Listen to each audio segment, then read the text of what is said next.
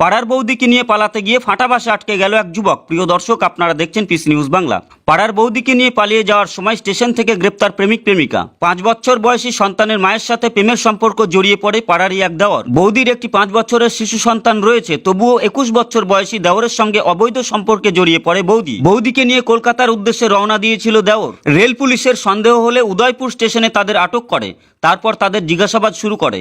তারা তাদের কুকর্মের কথা স্বীকার করে, অর্থাৎ বাড়ি থেকে পালিয়ে আসার কথা পুলিশকে বলে দেয়। পরবর্তীতে তাদের উদয়পুর মহিলা থানায় স্থানান্তরিত করে দেওয়া হয় বলে জিআরপি সূত্রে জানা গিয়েছে।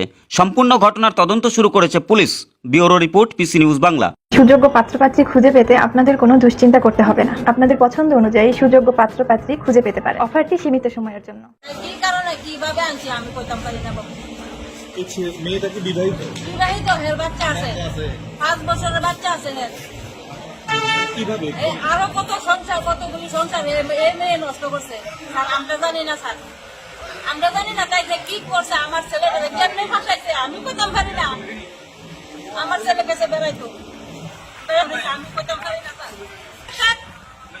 মরে যাক, আগে তো আমি হেরাও না, আমি মাইরে দিলাম। সমান সে চলে যেতে এই ঘটনা কেন করলো আমরা তো জানি না, আমরা তো জানি না।